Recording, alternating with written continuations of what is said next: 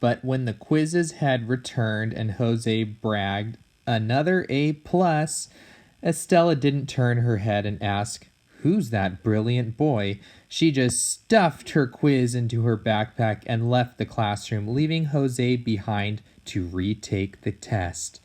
One weekend, he had wiped out while riding his bike, popping up over curbs with his eyes closed. He somersaulted over the handlebars and saw a flash of shooting stars as he felt the slap of skin against the asphalt. Blood rushed from his nostrils like twin rivers. He bicycled home, his blood-darkened shirt pressed to his nose.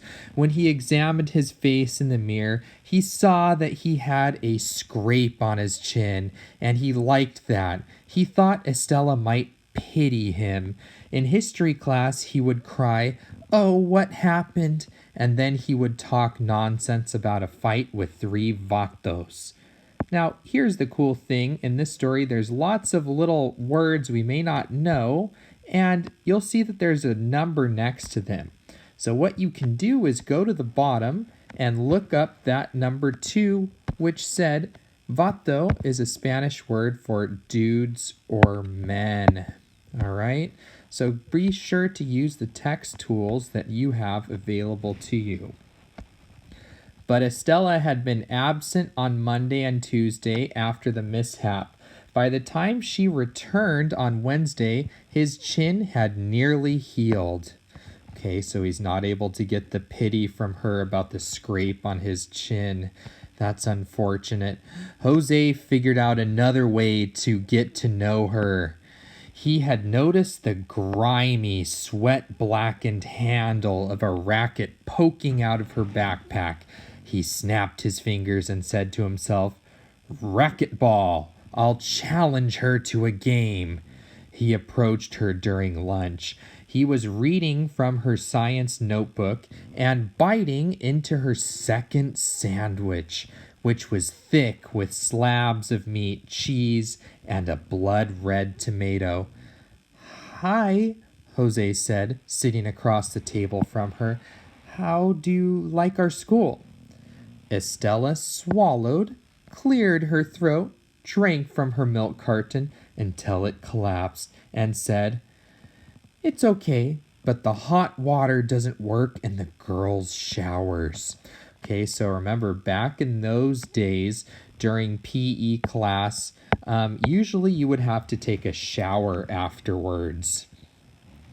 "It doesn't work in ours either," he remarked, trying to push the conversation along. He continued, "Where are you from?" "San Diego," she said. She took another monstrous bite of her sandwich, which amazed Jose and made him think of his father, a carpenter who could eat more than anyone Jose knew. Jose, eager to connect, took a deep breath and said, "I see you play racquetball. Do you want to play a game?" "Are you good?" Estella asked flatly. She picked up a slice of tomato and had slid out of her sandwich. "Pretty good," he said, without thinking, as he slipped into a lie. "In fact, I won a couple of tournaments." He watched as the tomato slice slithered down Estella's throat. She wiped her mouth and said, "Sure, how about after school on Friday?" "That's tomorrow," Jose thought. "That's right, today's Thursday and tomorrow's Friday." She flattened the empty milk carton with her fist, slapped her science book closed, and hurled the carton and her balled-up lunch bag at the plastic-lined garbage can. "What's your name?" "Camacho. Jose Camacho." "Oh, I'm Estella. My friends call me Stinger." Okay, so we're going to figure out Jose has already lied and said that he's won racquetball tournaments when he never has. Now, will this lie get him into trouble? We will see. "Stinger?" "Yeah, Stinger. I'll meet you at the courts at 3:45. She got up and headed towards the library. After school, Jose pedaled his bike over to his Uncle Freddie's house. His uncle was 16, only 3 years older than Jose. It made Jose feel awkward when someone, usually a girl, asked, "Who's that hunk?" And he would have to answer, "My uncle?" "Freddie," Jose yelled, skidding to a stop in the driveway. Freddie was in the garage lifting weights. He was dressed in sweats and a Raiders sweatshirt, the hem of his t-shirt sticking out in a fringe. He bench pressed 180 pounds. So if you weren't sure what bench pressing was, it's a type of exercise where you lay on your back and you force weights up to the sky from that position. You might always look at a photo of this exercise being done, or a photo of any term or word that you're unfamiliar with while you are reading. Then put the weights down and said, "Hey dude." "Freddie, I need to borrow your racquetball racket," Jose said.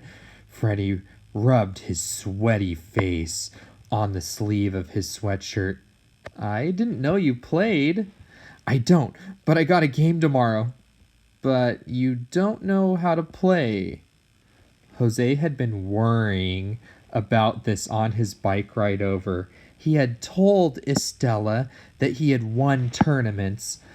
I'll learn," Jose said. "In one day. Get serious. It's against a girl." "So she'll probably whip you 21-0. Or in Spanish, nada is 0. "No way." But Jose's mind twisted with worry. What if she did, he asked himself. What if she whipped him, though, through and through? He recalled her crushing the milk carton with one blow of her fist. He recalled the sandwiches she downed at lunch. Still, he had never encountered a girl who was better than he was at sports, except, of course, Dolores Ramirez, who could hit homers with the best of them, until Freddie pulled his racket from the garage wall. Then he explained to Jose how to grip the racket. He told him that the game was like handball, and the play was off the front, the ceiling, and the side walls. Whatever you do, don't look behind you. The ball comes back fast. You can get your ojos, or eyes, knocked out. So if you were unfamiliar with this sport, racquetball, you might go ahead and look up an image of it happening on YouTube. Okay, racquetball. It's a sport that a lot of people enjoy playing. "Yeah, I got it," Jose said vaguely, feeling the weight of the racket in his hand. He liked how it felt when he pounded the sweet spot of the strings against his palm. Freddie resumed lifting weights, and Jose biked home, swinging the racket as he rode. That night after dinner, Jose went outside and asked his father, "Dad, has a girl ever beaten you at anything?" His father was watering the grass, his shirt off, and a stub of cigarette dangling from his mouth. His pale belly hung over his belt, just slightly like a deflated ball. So try in your head to get the image or visualize what Jose's father looks like, his physical appearance. What do you think he looks like? Probably not like this, but just an example. "Only talking," he said. "They can out-talk a man any day of the week."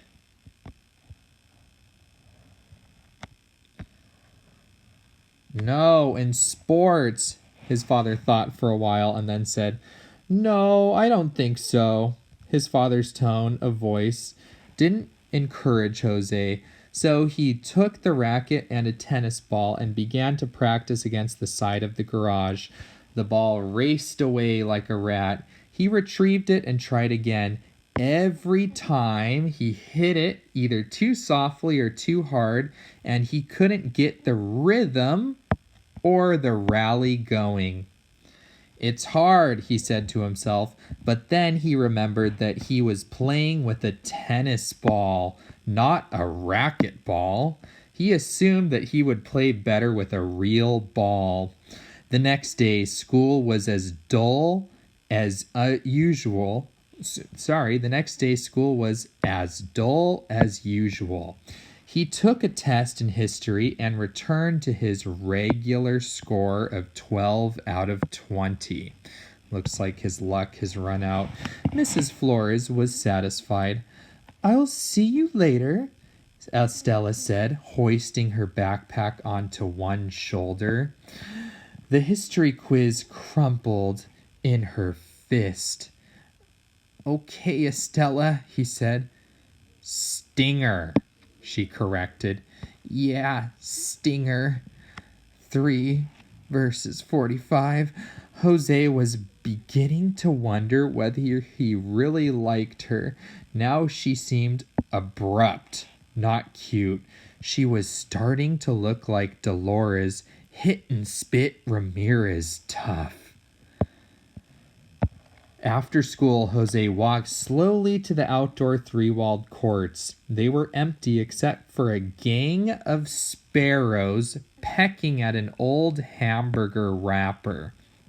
Jose practiced hitting the tennis ball against the wall. It was too confusing.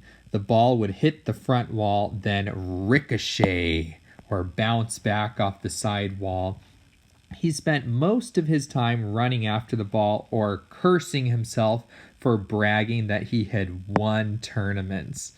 So, do you think Jose's bragging and lying about the fact that he'd won racquetball tournaments is going to get him in trouble? Question you could think about, maybe make a prediction there.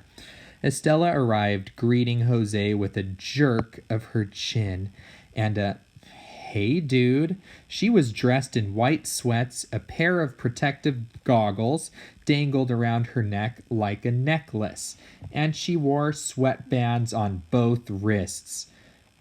She opened a can of balls and rolled one out into her palm, squeezing it so tightly that her forearm rippled with muscle.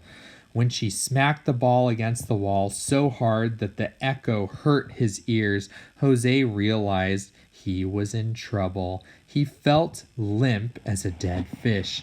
Estella hit the ball repeatedly.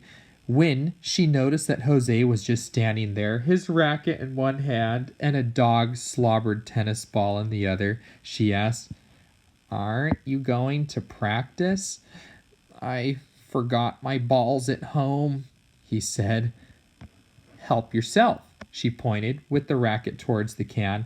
Jose took a ball, squeezed it, and bounced it once. He was determined to give Estella a show. He bounced it again, swung with all his might, and hit it out of the court.